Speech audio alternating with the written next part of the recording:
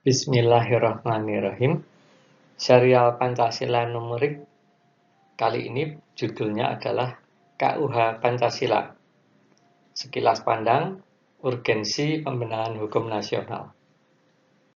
Ini menjelaskan urgensi pengembangan KUH Pancasila, yakni Kitab Undang-Undang Hukum Pidana yang berlandaskan pada Pancasila sebagai sumber dari segala sumber hukum. Ketika suatu produk hukum tidak mengacu pada nilai-nilai Pancasila, maka ia berpotensi mengalami fragmentasi norma, ketidakkonsistenan hierarki hukum, serta melemahnya sendi-sendi negara yang sebagai implikasi yang pada akhirnya akan mengancam keutuhan dan persatuan NKRI. Melalui analisis filosofis, historis, dan yuridis, tayangan ini menegaskan bahwa Indonesia sesungguhnya membutuhkan KUHP yang benar-benar dijiwai oleh Pancasila atau nilai-nilai Pancasila, dan ini disebut dengan KUH Pancasila. Nah, tujuannya agar penegakan hukum di Indonesia itu menjadi lebih jelas, lebih lugas, adil, dan tentu saja selaras dengan kepribadian bangsa.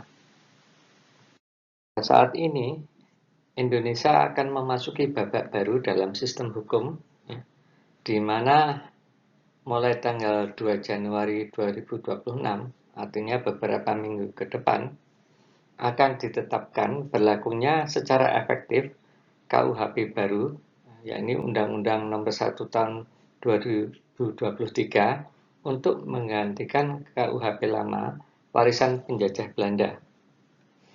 KUHP 2023 tersebut dirancang untuk mengakomodasi nilai-nilai Pancasila, dan memang seharusnya seperti itu, mengingat kedudukan Pancasila sebagai hukum tertinggi bagi bangsa Indonesia. Namun, apakah KUHP yang baru tersebut telah benar-benar dilandasi dan dijiwai oleh nilai-nilai Pancasila secara paripurna? Tanpa mengurangi penghormatan dan rasa bangga atas tersusunnya KUHP baru tersebut, berikut adalah sajian yang sifatnya selayang pandang tentang bagaimana KUH Pancasila itu coba kami ketengahkan, di mana KUH Pancasila tersebut secara utuh dilandasi oleh Pancasila numerik, yang tujuannya yakni dirancang agar nilai-nilai Pancasila itu senantiasa termaktub dalam peranata hukum positif di Indonesia secara paripurna. Nah, mengenai penjelasan apa itu Pancasila numerik, dipersilahkan untuk melihat tayangan YouTube sebelumnya tentang Pancasila numerik. Problematika hukum nasional. 1. Pancasila direduksi menjadi sekedar norma etika. Dalam pelaksanaan kehidupan berbangsa dan bernegara di Indonesia, Pancasila itu sering hanya dijadikan kode etik, bukan dasar normatif yang mengikat. Padahal sebagai dasar negara dan dasar hukum di Indonesia, Pancasila seharusnya memiliki kekuatan hukum tertinggi. Nah, hanya dengan terjemahan butir-butir Pancasila saja, sebagaimana ada pada Eka Prasetya Pancakasa yang jumlahnya 36, kemudian ditambahkan menjadi 45, itu seolah-olah Pancasila justru dilemahkan maknanya ya. Ya ini hanya kedudukannya hanya sebatas etika ya. Sebagaimana tadi disebutkan. Sedemikian sehingga pelanggaran terhadap Pancasila itu tidak dapat diberi sanksi hukum. Hal ini mengakibatkan hukum di Indonesia itu tidak mampu memetakan perilaku manusia Indonesia, mana yang Pancasilais dan mana yang tidak. Kedua, ya, terkait problematika hukum nasional adalah hilangnya ya, atau alpanya hikmat kebijaksanaan dan rasa keadilan masyarakat. Oleh sebab Pancasila itu tidak diterjemahkan dalam bentuk kaidah dan sistem nilai yang terukur, ya, sebagaimana ada dalam Pancasila numerik, maka implikasinya adalah penafsiran hukum itu menjadi sangat subjektif. Kemudian juga tidak ada ukuran objektif untuk menentukan apakah sebuah tindakan atau aturan itu mempunyai karakter Pancasila atau berkarakter Pancasilais atau tidak. Problem ketiga dari hukum di Indonesia atau hukum nasional adalah Undang-Undang Dasar 1945 amandemen itu menghasilkan fragmentasi hukum. Disinyalir bahwa Undang-Undang Dasar 1945 amandemen yang telah diamandemen 4 kali dari tahun 1999 hingga tahun 2002 itu menghasilkan sejumlah kerancuan yang dapat dikategorikan sebagai melanggar kaidah dan sistem nilai Pancasila, ya. Sehingga niscaya seharusnya batal demi hukum, ya. Banyak aturan tentang otonomi daerah misalnya, ya, distribusi kekuasaan, ya, sistem perwakilan, ya, relasi eksekutif, legislatif, yudikatif, ya, itu boleh dikata banyak yang sifatnya itu atau kategorisasinya itu tidak Pancasilais, ya, dan malah mengacaukan sistem hukum nasional. Pelanggaran terhadap nilai-nilai Pancasila yang dihasilkan oleh Undang-Undang Dasar 1945 amandemen dapat dilihat di tayangan YouTube sebelumnya.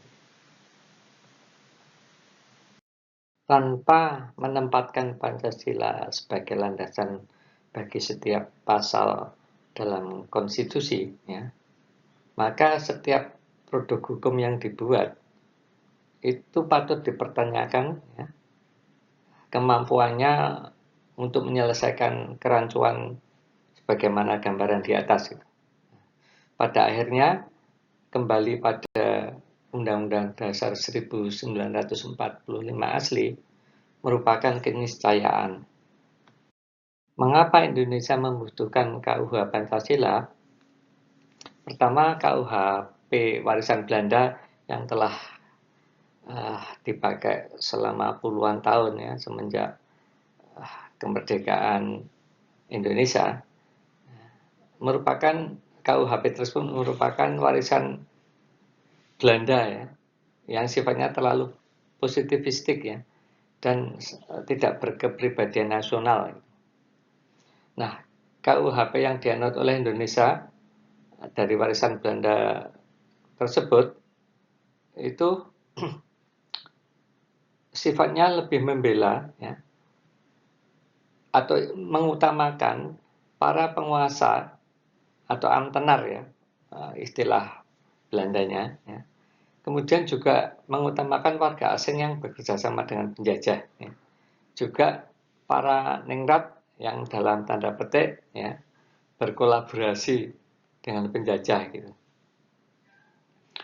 Dengan demikian masyarakat jelata atau masyarakat bawah, ya, itu dipandang sebagai inlander, ya, warga negara kelas 2, ya, yang tidak punya kuasa dan praktiknya terus-menerus dalam posisi yang kalah. Gitu. Ini diistilahkan dengan hukum yang tumpul ke atas dan tajam ke bawah, ya. Nah, di mana memandang pelanggaran hukum itu sebagai delik formal, ya, yang terlepas dari konteks sosial kultural, gitu. Nah, sementara itu Pancasila justru menuntut sebaliknya, ya. Sesungguhnya seperti itu, ya. Di mana hukum seharusnya berorientasi pada keadilan, ya, nilai kebersamaan, ya, kemanusiaan yang beradab, ya, kearifan lokal, serta tanggung jawab moral. Asesmen terhadap KUHP 2023. Dalam pelaksanaan kedepannya, KUHP 2023 perlu dilakukan penilaian dan pengujian apakah sudah benar-benar, ya, mengakomodasi nilai-nilai Pancasila secara utuh atau belum. Berikutnya, ya, perlunya KUHP Pancasila adalah bahwa KUHP Pancasila itu memulihkan rasa keadilan kolektif. KUHP Pancasila dirancang untuk membedakan secara jelas, ya, tindakan yang merusak kehidupan bangsa, menegaskan batas perilaku yang tidak Pancasilais, ya, seperti korupsi, manipulasi, ya, hegemoni oligarki, ya, perusahaan lingkungan, dan sebagainya. Kemudian memulihkan trust, ya, kepercayaan sosial yang hilang, ya, akibat hukum yang sifatnya tumpang tindih. Prinsip-prinsip penyusunan KUH Pancasila. Pancasila, ya, yang terdiri atas 5 sila, pada hakikatnya merupakan 5 prinsip dasar penopang, ya, penyangga berdirinya Negara Kesatuan Republik Indonesia (NKRI). Namun, untuk memahami Pancasila secara utuh dan operasional, ya, kelima sila tersebut, ya, tidak cukup, ya, dibaca, ya, secara linear atau tekstual. Pancasila perlu dipahami melalui proses, ya, penyusunan Pancasila numerik, ya, yakni 3 sudut pandang utama yang sifatnya saling melengkapi. Ini dianalogikan dengan 3 mata tombak Trisula, ya, yang bermakna sama-sama tajam, ya, sama-sama menentukan arah, ya, dari masing-masing ujung tombak. Sula pertama adalah Pancasila dalam aspek formal yang diterjemahkan menjadi kaidah-kaidah, ya, sebagai bahan penyusun hukum positif NKRI. Dalam hal ini, Pancasila menjadi sumber, ya, dari segala sumber hukum positif di NKRI dalam arti yang sebenar-benarnya. Sula kedua, Pancasila dalam aspek esensial, yang diterjemahkan menjadi sistem nilai, ya, sebagai bahan penyusun cara berhikmat kebijaksanaan dalam kehidupan bermasyarakat dan bernegara. Di sini, Pancasila menjadi landasan filosofi masyarakat. Sula ketiga adalah Pancasila dalam aspek potensial, yang diterjemahkan menjadi rasa keadilan masyarakat. Ini sebagai bahan penyusun cara berkeadaban dalam kehidupan bermasyarakat dan bernegara. Di sini Pancasila berfungsi sebagai landasan ideologi bangsa.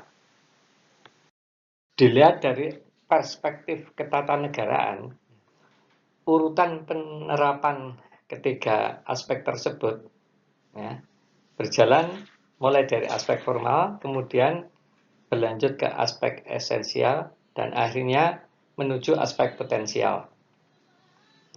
Semua ini menegaskan bahwa negara Indonesia adalah negara hukum yang bertumpu pada sistem peraturan yang jelas dan mengikat. Namun ketika dilihat dari sudut pandang kemasyarakatan, urutannya justru berbalik atau terbalik. Ya, ini dimulai dari rasa keadilan ya, dan keberadaban masyarakat, ya, yang harus didahulukan. Ya. Kemudian diikuti nilai kebijaksanaan dan pada akhirnya barulah hukum formal dijadikan rujukan terakhir. Ya. Ini sebagaimana terdapat atau berada pada ketiga tahapan arbitrase ya, yang akan diterangkan kemudian. Ya, ini arbitrase rasa keadilan, arbitrase sistem nilai, dan arbitrase pengadilan. KUH Pancasila yang berdasarkan pada Pancasila numerik dilaksanakan melalui 3 tahap. Ya.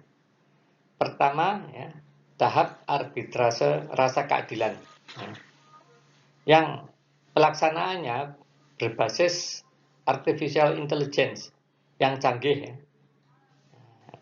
Sebagai gambaran, ketika terdapat sengketa dari pihak satu dan pihak dua, ya, kedua pihak yang bersengketa tersebut dapat dalam tanda petik berkonsultasi dengan AI tersebut gitu, ya, terkait argumen masing-masing. Ya. Ya. Dengan berkonsultasi dengan AI ya, yang canggih, ya, maka kedua belah pihak itu akan menerima masukan, ya, input yang sifatnya berbasis pada kemanusiaan, sedemikian sehingga dengan melakukan konsultasi terhadap AI, diharapkan kedua belah pihak kemudian menyadari ya, posisi masing-masing ya, dan berupaya untuk rujuk ya, tanpa harus melanjutkan ke tahapan kedua. Namun ketika telah berkonsultasi dengan AI dan hasilnya tidak memuaskan salah satu pihak atau bahkan keduanya, maka kemudian dilanjutkan pada tahap kedua, ya, ini arbitrase ya, arbitrase sistem nilai, ya, di mana kedua pihak yang bersengketa itu dimediasi atau ditengahi oleh mediator ya. Nah, mediator ini manusia gitu, seorang pakar hukum gitu.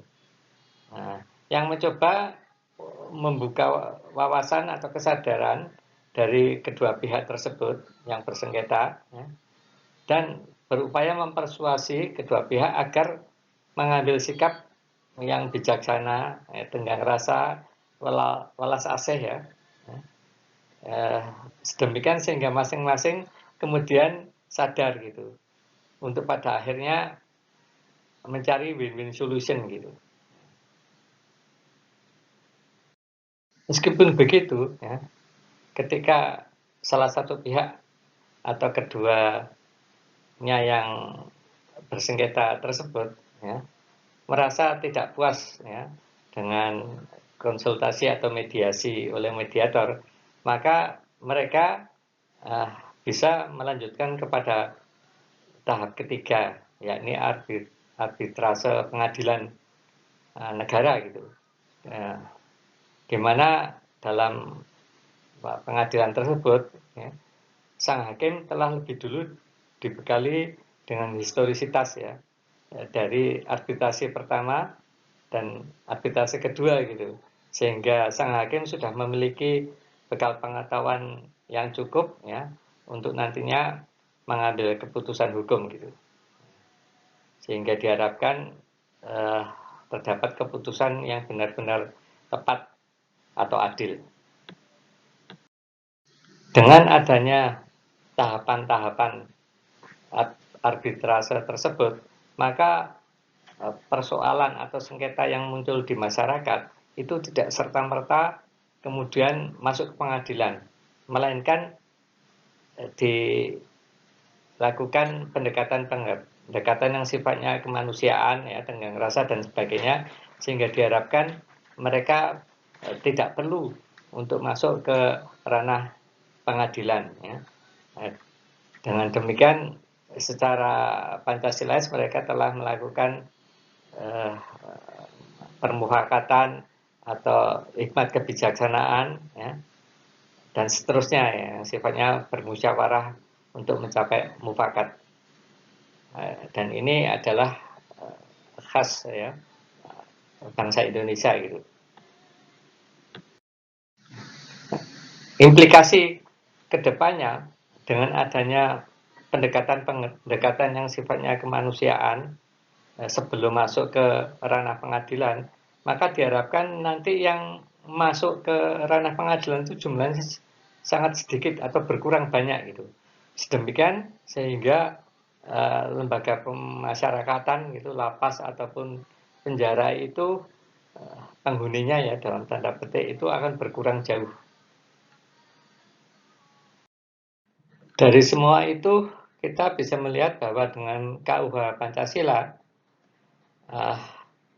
bahwa dalam kehidupan sosial kemasyarakatan, ya, juga penyelesaian persoalan yang muncul di masyarakat, sebaiknya dari awal itu sudah melalui pendekatan yang sifatnya kekeluargaan, ya, saling menghormati, ya, menjunjung semangat asih asah asuh, ya.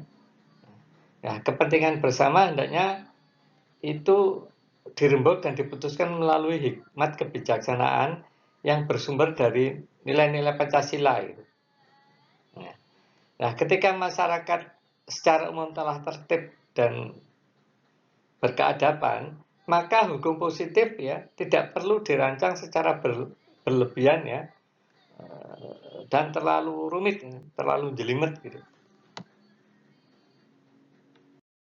Dengan KUH Pancasila, ya, yang diterapkan secara utuh atau paripurna, maka tingkat keberadaan suatu bangsa itu dapat diukur, ya, dari sejauh mana perilaku warganya, ya, apakah perlu dibatasi oleh aturan hukum formal, gitu, ya. Nah, sehingga semakin sedikit pagar hukum yang dibutuhkan, pada dasarnya semakin matang pula, ya, peradaban masyarakat tersebut gitu. Nah, Pancasila, ya, dalam kerangka Trisula, ya, sebagaimana diterangkan di atas, bukan hanya berfungsi sebagai dasar negara, melainkan juga sebagai pedoman hidup yang operasional, ya, yang bekerja atau berjalan atau beroperasi secara utuh, ya, yang berdasarkan pada rasa keadilan, ya, sistem nilai yang dan pada akhirnya sampai kepada hukum. Epilog. Keberadaan KUH Pancasila pada dasarnya merupakan sebuah kebutuhan yang sifatnya mendesak dalam reformasi hukum di Indonesia. KUH Pancasila yang berbasis pada Pancasila numerik, ya, itu berfungsi, ya, mengembalikan Pancasila sebagai dasar hukum yang hidup, yang operasional, ya. Kemudian KUH Pancasila juga mampu menyelesaikan, ya, tumpang tindih, ya, hukum, ya, dan fragmentasi dalam atau pada konstitusi, ya. Kemudian juga membentuk hukum pidana yang berkepribadian Indonesia, ya, serta pada akhirnya akan memulihkan rasa keadilan rakyat atau masyarakat. Semua ini memungkinkan KUH Pancasila menjadi, ya, scientifically measurable gitu, dan sifatnya tidak subjektif, ya, atau berpotensi menjadi pasal karet sebagaimana hal ini sudah terjadi ya, dan sering terjadi ya. Dengan demikian KUH Pancasila merupakan jalan untuk menyusun sistem hukum yang benar-benar sesuai dengan jati diri bangsa Indonesia. Wallahu a'lam bishawab. Mohon maaf atas segala kekurangan dan kekhilafan. Terima kasih.